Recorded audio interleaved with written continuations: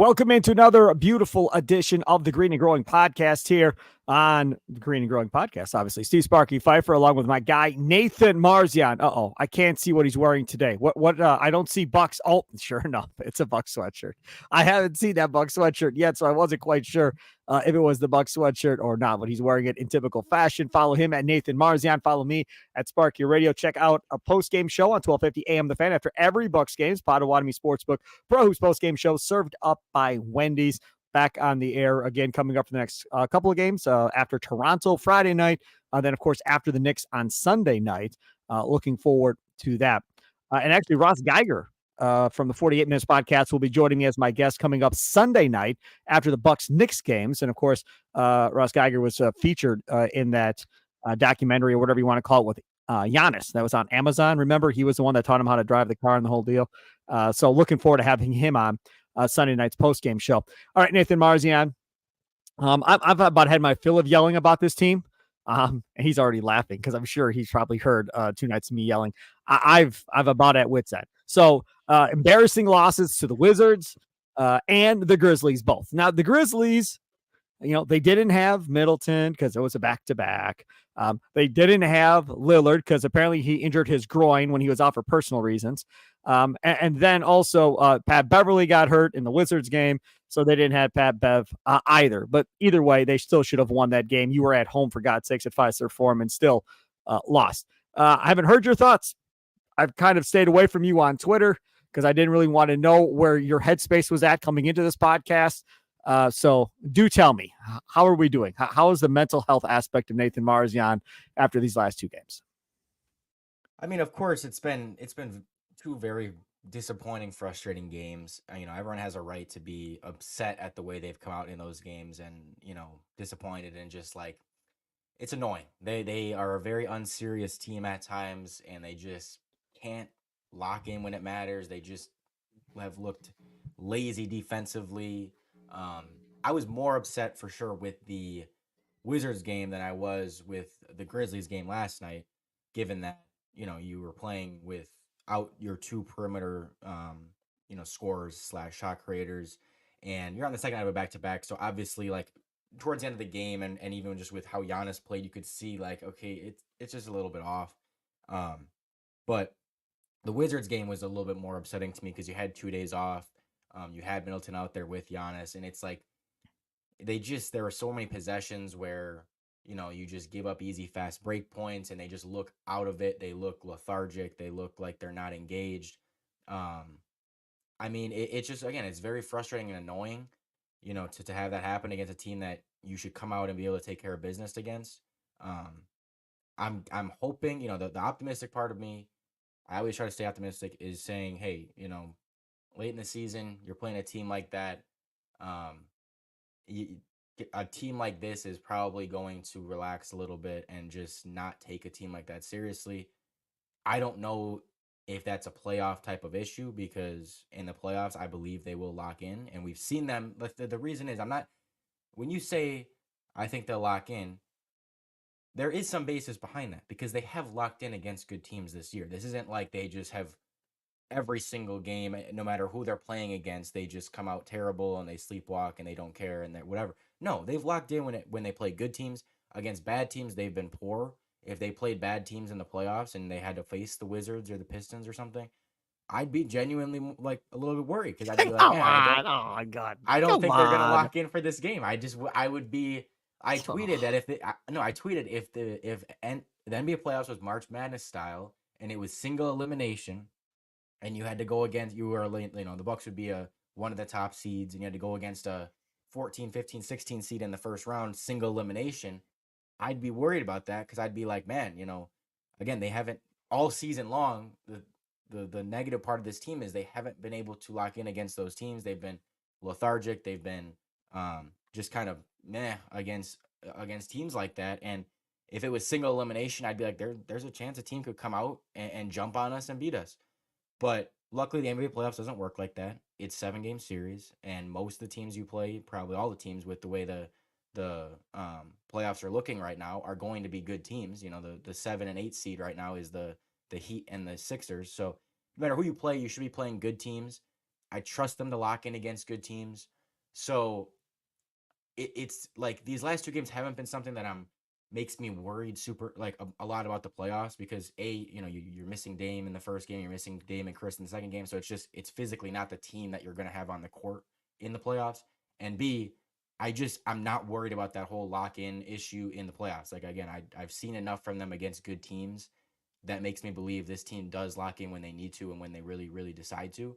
Um, it's just again frustrating. It's annoying. It's whatever you want to call it, that they can't do it against bad teams and that it's happened several times this year. And um, it doesn't make me like overly worried about the playoffs with this, but it's just an annoying part of this season that it's like, man, it makes it not enjoyable. It makes it not fun to watch them because so many games that you want to see them just dominate, they don't. And it's an unfortunate part of the season, but you just have to hope that it's something that we look back on and say, hey, they just weren't taking it serious and they were really just ready for the playoffs. Okay. So you use the word annoying. I'll use the word infuriating. That would be the word I'll use. Because again, in January, I'm with you. Like it's a regular season game. Whatever. I was with you. We've done this podcast now for a couple of years. And you and I normally are in lockstep of it's the regular season. Don't get too worked up over regular season stuff. Just it's fine. It'll all work itself out. Just be playing good basketball heading into the playoffs. And that is where my issue lies right now. And that is why I'm getting mad. Because the whole playing good basketball going into the playoffs aspect is not what's happening right now. And the playoffs, the last weekend of the regular season is next weekend. So we're literally like 8-9 days away from the playoffs starting, and we're screwing around with garbage teams and struggling. So I'll let you behind the curtains on a little something, right? So besides doing what I do at 1250 AM The Fan, I also help to program some other stations around the country. One of the stations I help to program is The Bet in Memphis, Tennessee. And then I do fill-in work for the Gabe Kuhn Show on ESPN Radio in Memphis, Tennessee as well. Okay. So I've become friends with a guy who is essentially like my boss in Brad Carson in Memphis. So him and I were texting last night during the Bucks game. And he's like, man, what is going on? I was like, I'm not even remotely surprised. Not even.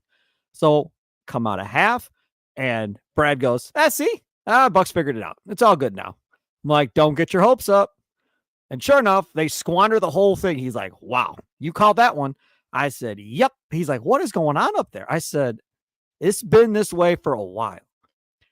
Last night on that post-game show, that would have been what night? Wednesday night. I literally lost my mind on Brook Lopez. And to me, it kind of encapsulates this team at this point. I feel like this locker room is kind of the locker room of, you're screwing me. You owe it to me. Do you know who we are? Do you know who I am? I kind of feel like that's what this locker room is. And every time there's a non-call or something doesn't happen, we have a temper tantrum and pout because we didn't get our way on something. And we can say, well, it's the regular season. Fine, but these personalities and these attitudes, especially Lopez, these attitudes are trash.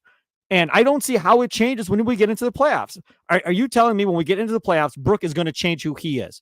And he's going to stop, throwing his hands up and yelling and screaming and not getting back on defense and arguing with referees at the other end. Lillard does similar stuff. I mean, that type of stuff, this is not going to fly. It's become woe is me, feel sorry for me. I'm getting screwed by the referees every night with this Bucks team. Every night. And it allows the other team to take advantage because you're in your own damn head thinking you're getting screwed by the referees over and over again. That type of stuff is very concerning, Nathan Marzion. Yeah, I'd say, and I do really want to point much of that at Brook, as you did, but that's the main guy to me that does that. I'm not as worried about it with Dame. Like Dame complains to the refs, but I'm not. It's not as big of a deal to me as what Brook does. And agreed. The problem with Brook is it feels like there's moments on both ends of the court a lot where, like he's just lazy and he's just like, and it's like, man, how did you not grab that rebound? How did you? And again, he's complaining or he's not paying attention or whatever. He's gotten so many defensive 3-second calls this year where he just doesn't even move around. He's just kind of the Memphis bench was yelling 3, 3, 3. He looked at the bench, looked where his feet were, and got himself further into the lane to make sure he got the 3-second call on him. That was it. That's when I snapped last night. I said, if that was my kid, Marzion, I would have yanked him off the floor. You can come sit next to me and watch your teammates play the rest of the game because you're done. We're not doing that in a game, right? And Doc Rivers did nothing. Did nothing. Didn't pull him off the floor. I didn't see him talk to him. Nothing occurred. Brooke was allowed to do whatever Brooke wants to do. And that is a bad precedent to set as a head coach. I mean, we don't know for sure that Doc knew that he did that. He was at the scores table. How did he not hear them? I heard it on TV. The whole Memphis bench was all yelling 3. Brooke, I'm on YouTube now. Brooke looks down at his feet to see where he is and backs up more into the lane to make sure he gets the foul call. It was the most ridiculous thing I've ever seen in my life. I'm saying, Doc. I'm just saying, I don't know that Doc saw him do that necessarily. He might have just thought it was a defensive 3 seconds, like because Brooks gotten a lot of them. That's not abnormal. He might have just looked up and 3 seconds, okay, I mean, whatever, and not really thought anything of it. He needs hearing aids too, then, if that's the case, because I don't know how he couldn't have heard the Memphis bench yelling as clear as day. 3, 3, 3. What did he think they were yelling him for? Did you think they were yelling for Memphis to take a 3-point shot? Is that what he thought they were yelling? I'm saying if you hear people yelling 3, 3, 3, and then they call 3 seconds, you can just be like, oh, Brooke got caught, in the paint. I'm gonna say he doesn't know that Brooke intentionally. I see what you're saying. That's what I'm saying. Got you. Okay. So that's what I'm talking about with, like, I'm not sure he knew, like, I should pull him and really talk to him about this. He probably just thought it was some normal 3 seconds. But yeah, Brooke's been frustrating. That's been I'd say, really the only specific guy on this team right now that I'm like, a little concerned about for the playoffs is him right now, because the defense has definitely dipped quite a bit, and like I said, there's just a lot of possessions that he looks frustrating out there, and he looks like he's not totally in it, and he's not totally engaged, and he's just kind of putzing around, and it's like, I'll give you the benefit of the doubt right now while it's regular season and while it's Memphis and the Wizards, but it's like, I don't have faith that that's going to change in the playoffs. I don't have faith that he's going to turn, like, all of a sudden be a different person and be way more engaged. I hope he is, but it's like, man, if that's happening in the playoffs, there has to be a pretty short leash with that. Yeah, it's just been disappointing to see his defense struggle the way it has, because it seems like the last few games, teams are scoring a lot around the rim. It seems like they're getting almost whatever they want.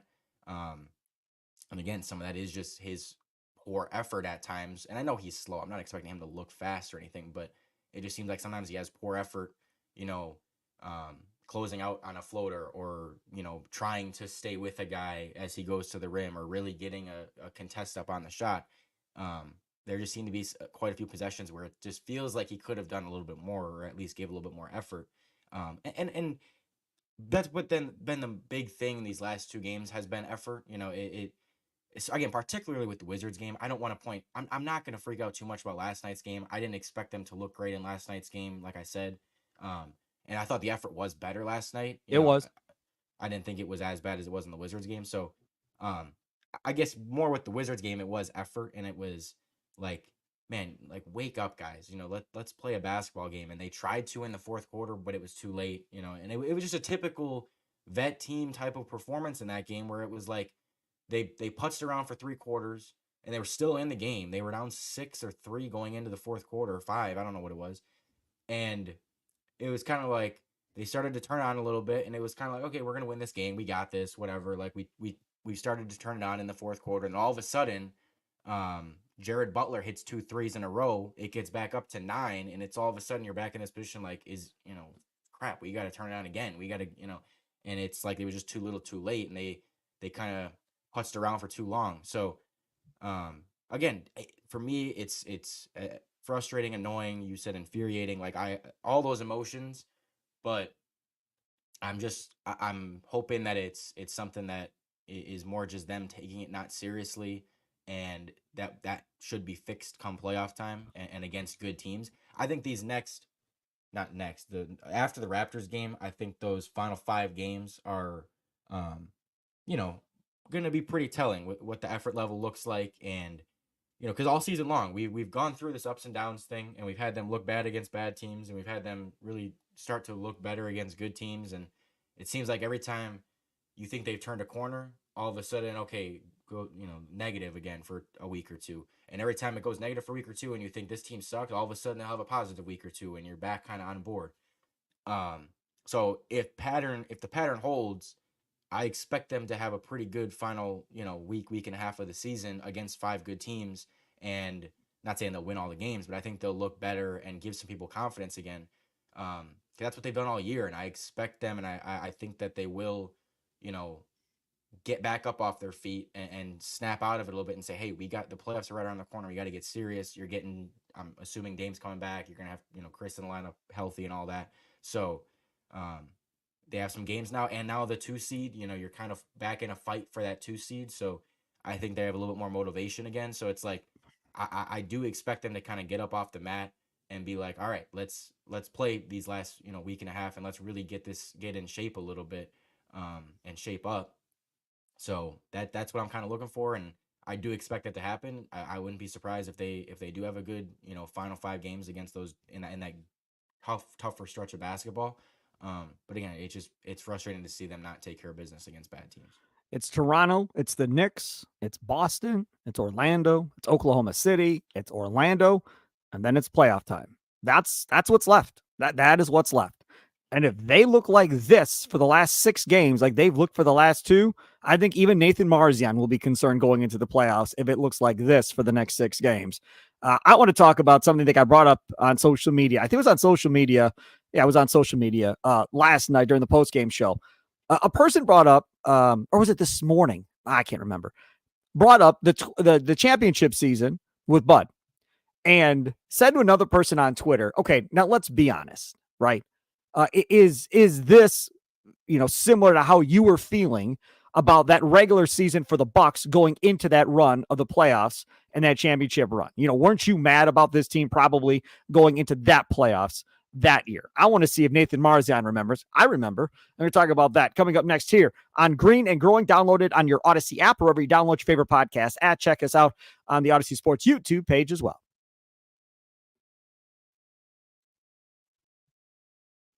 Hey, it's Sparky, Fifer, 1250 AM The Fan. Follow me on Twitter at Sparky Radio. Follow Nathan Marzion at Nathan Marzion. Of course, check out the Potawatomi Sportsbook Pro Hoops post-game show served up by Wendy's after each and every game on your radio dial right there at 1250 AM The Fan, or stream it for free on your Odyssey app.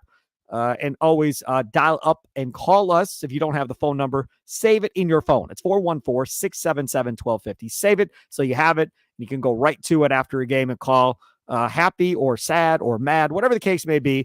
I like getting emotional on the post-game show with everybody else, so feel free to dial it up. Nathan Marzion was brought up earlier. I think it was Q and Tosa. I think it was his Twitter account.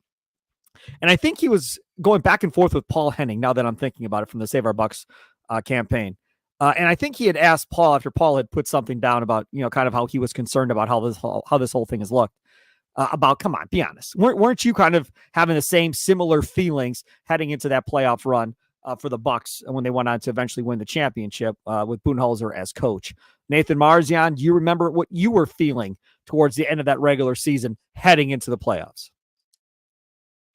I don't really, and the reason I don't is because the regular season doesn't matter that much. That you block out even the then regular it season. didn't. Yeah, you block out the regular season a lot. Like I always would I tell my dad all the time when my dad gets really frustrated at regular season games. I always try to tell him, I'm like, Dad, how many regular season games from 2021 do you remember? And he's like, I barely any. And I'm like, exactly. Move on. Like it's all about the playoffs. And so I really don't remember. There's a few games I remember towards the end of the season. I remember the Rockets game where they gave up like 140 points, and I think it was Kevin Porter Jr. had 50 on them, and they looked really bad. Lost that game, and there were a couple games late where they, looked pretty bad. And I just remember people not being confident that they could beat the Heat in the first round. And it was like, oh, we have to play the Heat. Oh, my God. Like, that team has our number, blah, blah, blah, blah, blah. And, nobody really felt good about that. And everyone was, upset that they had to now face the Heat in the 3-6 matchup. So that was obviously, and I think the thing about that season was you had just had 2 absolutely dominant regular seasons in a row where you were pretty comfortably the number 1 seed in the whole NBA, and all of a sudden you're the 3 seed in the East, and it felt disappointing, and it just was a little bit underwhelming after you had made the Drew Holiday trade and everyone was like, they got better. And it was like, well, the record didn't get better. But it is similar like that, where it is a little underwhelming. And your first year with a little bit of a new team, they didn't have the same regular season success. Obviously there wasn't the coaching change and there wasn't, I think this has been a little bit uglier than that season was. But some of those things are the same. And I think it is a good reminder that, hey, it doesn't have to be dominant and feel great all regular season for you to win a title. And I want to remind people, last year, and I'm not saying this is the exact same situation, but this is true. Last year, the Nuggets finished the season 7-10. In their final 17 games, they were 7-10, and almost all those games were with Jokic, or a lot of those were with Jokic. It's not like they were resting a bunch of guys. They didn't have the seed locked up, but 7-10 to finish out the season, and they went on to win the title. I mean, it's not like insane to think that a team can flip a switch in the playoffs and really turn it on, because I mean, we've learned it. Like, we've seen this for 5 years in a row. The playoffs are a totally different animal. It's almost a different sport. It's like I remember saying last year, I was like, after we lost in the first round, I remember saying to myself, I'm like, man, the regular season is literally just a super long preseason. Like, that's what it is. It's tune up. It's just try to get things to look as good as they can, but it really doesn't matter. The wins and losses don't really matter that much. Where you stand doesn't really matter that much. It's like, it's just to kind of get comfortable, and then it's playoff time, and you got to play your best and be healthy at the right time. And I try to tell myself that. It's hard in the moment. It's hard to watch games in the moment and be like, yeah, this doesn't really matter. But it kind of is the truth. Like, I'm not saying you have to throw the whole thing out. I'm not saying you have to say none of this matters whatsoever. But you can't look at all these games and look at small stretches of basketball of like, oh my God, we had a bad week, we're screwed, we have no chance in the playoffs. Like, that's not the case. And it's the same with if they have a good week. That doesn't mean, oh my God, we're winning the finals 100%. Like, it's just about trying to find your groove, find a little bit of rhythm, and get guys comfortable and play your best at the end. And it's like, I am frustrated that they've gone on a little bit of a skid here, but they can still right a little bit. And even if they don't completely right the ship here at the end, like, again, there's a chance that they can just flip a little bit of a switch, amp up the intensity, and Dame turns it on. We know what Giannis is. When Chris is healthy, he's been good. And all of a sudden, it's like if the energy's there and they're locked in defensively, and you're getting good performances from your top three guys, like, you can beat anyone. And so yeah, that's where I'm at with it. And I will never be, I guess after last season, I kind of told myself I would never freak out about regular season again. And I try to remind myself of that throughout the season. This is the thing. Let's say if we go back to that championship season, the talking point, at least for us on 1250 AM, the Fan, was seeding, right? Wanting to be that 2 seed, not wanting to be the 3 seed. Why? Because you didn't want to go through the gauntlet that existed if you ended up in that 3 seed. And they ended up in the 3 seed. And I remember going, this is an awfully big battle, a huge physical battle that you're going to have to go through in order to win this thing, if you're going to win this thing. And that was a big deal. And they got lucky in a couple of instances, right? With the Sixers getting knocked out by Atlanta, Trae Young being hurt, and things going on with Philadelphia, with the Nets and them not being healthy, and having all of those things. So they caught luck a little bit. But the end of that regular season was about seeding. That's what we were all talking about. That was the thing. And they went on and won it from the 3, which was it was great that they won a championship. Don't get me wrong. But this then allowed Giannis to then say for the rest of his career, well, we won it from the 3 seed. It doesn't really matter where we are seeding wise. Okay, fine. But now here we are again. And we're right back to where we were that year, where we're talking about seeding. We're talking about the 2 or the 3 seed, and which one would you rather be in? Now, at the end of the day, you're going to have to face Boston at some point, right? Because nobody expects Boston to get knocked out early. So would you rather face Boston in the second round, or would you rather face Boston in the Eastern Conference Finals? For this current basketball team, I want Boston farther away, because I want them to be able to have more time to flip the switch Marzion is talking about in case they get lost in the dark and can't find it. I want them to have time to go find the switch in the dark, because if They can't find it in time. Where is it? I can't find it. Right. Wham, walks into a wall, and then Brook Lopez starts yelling at the wall because it moved in front of him. That's the thing, though, right? You have to find the switch. And I'm not there, man. My question to you is this, Nathan. If they get bounced in the first round by Indiana or whoever the case may be, will you then come back on this Green and Growing podcast and say, y'all were right, that I should have seen the warning signs coming at the end of the season because it never got better? Yeah. I mean, okay, good. That's all I ask. That's all I ask. When the playoffs is when you're proven right or wrong. And right. I've tried to, like, I know there are some bad signs. I obviously acknowledge that. I'm not blind to it. I'm not sitting here saying, oh, they've looked great, everything's great. No, I understand there's bad signs. I'm trying to look at some of the positives and say, hey, maybe that doesn't matter that much. Maybe they still can, pull through at the end. And I do believe that they can. I do believe they will. But yeah, if they flame out, then obviously I'll be like, all right, I was wrong. This season was pretty much, just a lost cause a little bit, and it never really found their footing. Now, I will say I agree that I think staying out of that 4 seed is the most important thing, and I think they should. I don't think they'll fall to 4. They might fall to 3, but that to me isn't that big of a deal because, I mean, depending on who your first round matchup is or whatever, but I think as long as you get to avoid Boston until the Eastern Conference Finals, that's like the most important thing to me.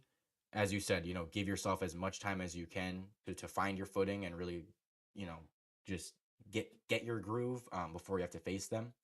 But yeah, I mean, we talking about that 2021 championship season. I mean, it did, as you said, it kind of obviously gave Giannis like a reason to talk about, hey, we won it from the 3, and it for a lot of fans, to say, hey, maybe seeding doesn't matter all that much. But I do think there's some truth to that. I think it did open our eyes to the reality that winning a ton of regular season games isn't all that important. I think we thought it was before that season, and we or at least going into like 2019 and 2018, where we won all those games. We thought we were so good. We thought we were, oh my God, this team is going to win the title. We're so much better than everyone else. And it's like just a reality check to see, hey, the playoffs are a different beast. And again, then the opposite happens. You have a little bit of disappointing regular season, but you get healthy at the right time and guys catch the groove at the right time and they go and win a title. And I think, like, again, that season did show that you can face adversity late in the season, and not be always playing your best at the end of the season and still win a title. They in that Nets series, there were like 3 different times where it looked like, oh, this season's about to be over. Yep. Game 5, they lost game 5, and I remember sitting there thinking, and I was on a live stream post game after game 5 of the Nets series. That's in, at that time June, but that would be like in the middle of May now, sitting on a live stream going, I don't think Budenholzer's the guy. Like, I think we're not winning a title with that guy as our coach. A month later, he's hoisting the trophy. It's like things can happen, man. We could be sitting here in the middle of the playoffs and things could look terrible. And you could be like, this is it. All right. We knew it was coming. They're done. And all of a sudden it can flip. It's like, well, it's a wild ride. I mean, if we're being honest, odds are it's going to go the other way. We'll be up 3-1, feeling good about ourselves. Doc is the coach, we forget, and then we lose the series and get crushed, and everybody wants Doc fired. And we all lose our minds. All right, take a quick time. I'll come back on the other side. My question is simple. Last topic here on Green and Growing. Is it fixable, what they're going through right now? Is it fixable? That's next in the Green and Growing podcast. Download it on your Odyssey app, or if you download your favorite podcast app, check us out on the Odyssey Sports YouTube page. That's up next. Hey, it's Sparky Fifer, host of the Potawatomi Sportsbook Pro Hoops postgame show, served up by Wendy's on 1250 AM The Fan. After each and every Bucks game, go to your radio, turn on 1250, dial up 677-1250, and talk with me. I want calls. I want lots and lots of calls. That's what I'd like. Tweets, getting lots of tweets at 1250 AM The Fan after games now. That's good. I want more calls. More calls. Nathan Marzion's over there. He's always doing something after games one way or the other. Follow him at Nathan Marzion. What do they do that thing? Do you still do that thing? What is it? What is it called now? Is it Twitter? It's not Twitter. So what is it called? It's not X Spaces, is it? What is it called? I just call it Spaces, Twitter Spaces. It's Twitter. We call it Twitter. Twitter, yeah, we call it Twitter. Okay. I haven't been on the Twitter Spaces quite as much. I have done some live streams after games. But when they play bad, there's a lot of times I'm like, I don't want to sit there Oh, I know. and Oh, be I know. We've done because we've done yeah, podcasts after it's losses. like You don't look at the it's like camera. You're looking everywhere but at the camera. You just it's want like the podcast to be over. because I know everyone. Here's my problem. If I go on a Twitter Space or a Twitter Live after a game, 98% of the people commenting in this space are gonna be way more upset. Not upset, but they care way more about the regular season than I do, and I don't want to be Oh, sitting there. I don't, and I mean, I'm not saying I don't care. I watch every game. I'm standing up. I'm getting into the game. But if I'm yeah. the wins and losses, I'm not. I try not to freak out about the losses, and I try not to go absolutely crazy over wins. Like I'm just trying to look at the long term. But people don't want to listen to the long term after they lose, and I don't want to be So sitting up here going, guys, it's okay. Think about the playoffs when they lose because everyone's like, no, this team sucks. This team's right. terrible. And it's like, I'm turning off my phone for that and I'm going to bed. Like, that's kind of how I treat losses sometimes. And so I end up not doing post game sometimes. This is beautiful. You're the Bucks. You're the Milwaukee Bucks. You're the players in the locker room that Doc Rivers was talking about. After the Wizards game, Doc Rivers said that I'm the only one that's not happy after these games. Everybody else seems to be happy in a good mood. Apparently, I'm the only one unhappy after games like this. So Doc is the people that's mad after losses, like me, right? And then Nathan is the actual team in the locker room that's like, don't worry, Doc, we're fine. Don't worry But about it. We got there's a it. difference We between got it, Doc. It's fine. Don't worry. See, to me, when you ask, is this fixable for the playoffs? I don't know if it is fixable because to me, this locker room, something's off. And I don't know if it's complacency. I don't know if they've just been around each other too long or whatever the case may be. It just doesn't feel right with this locker room. It's just not. We had Joe Brown on the other night on the post-game show, the former in-house MC for the Bucks at Fifer Forum. And he was going back to the day when they were like doing fake wrestling in the hallways and stuff before they came out. He goes, that team was fun. They had fun together. He goes, I'm not there, obviously. He goes, but this team doesn't look like they're having fun. They look uptight. They don't look like they're enjoying themselves as much. And I think it's something that should be noted and pointed out because it does not look the same as you've seen this Bucks team in other seasons. But I want to push back on that because of course it's not going to look as fun when you're losing games more often. The other teams were dominating all regular season. They were coasting and it was like, oh, this team's great. Vibes are great. Everyone's happy. I'd rather have fun in May, June than I would rather have fun for the first 5 months of the season. I don't give a damn if they have fun for the first 5 months of the season. In fact, I hope they don't have too much fun because I hope they realize this doesn't matter that much. It's a grind. God. I hope they face some adversity. I hope they have to go through a little bit of like, damn, we got to find ourselves. And they have. And then you can have fun later. You can have fun when you're winning games down the stretch of the season and when it actually matters. When did they find themselves? They didn't find themselves. They're as lost as anybody in the dark right now looking for that switch we were talking about. They are lost. I'm saying if they find themselves in the playoffs, if they turn on the switch, if they turn on the switch, then they'll have some fun. But I understand it doesn't look as fun. But again, I mean, when you're losing games and when you had guys hurt and when it's like it's not gonna look as fun. Like guys still seem engaged. Guys still seem into it. Like Dame's on the bench clapping up, his teammates. Obviously, you've got other bench guys that are really into it. I haven't. It's not like I feel like, oh my god, everyone's super unhappy. Everyone hates this. It's like, no, they don't like losing. They're not going to be happy about losing. But Nathan, you say they're going to be unhappy about losing. It didn't seem to bother them in the Wizards game. You just got done talking about lack of effort and them not caring. That to me does not look to me like they care one way or the other if they lost that game to the Wizards. I'm with you. It was an effort issue. And when it's an effort issue, that tells me you don't care. They don't care that much, but Gotcha. Are they going to look happy? I'm saying like, you're not going to look happy losing a game. You're not going to look like, of course you're going to look happier when you're winning than when you're losing is my point. Right. Yeah, you're right. I'm not shocked that it hasn't looked as fun is all I'm saying. Like, I think that they do care after the game ends. I think they're like, damn, we lost. That's frustrating. I think they get a little upset at that, but I think during the game they lose focus sometimes. Yeah. But I'm saying the result of the game, I think affects how happy you are and the way you play affects how happy you are. They don't always show it in the game, but I think towards the end of games, after games, like they get a little more upset at like, okay, this wasn't our night, and it's a little bit more frustrating. That's But not what Doc's saying. Doc's saying he's the only one unhappy after these games. He says everybody else is happy and good. That's what Doc said. Go watch the Wizards game. Doc was smiling in the coach's line, talking. He's all smiles, talking to whoever the other. I don't even know who the other coach was. Yeah. And I don't buy all that stuff. Doc says a lot of stuff.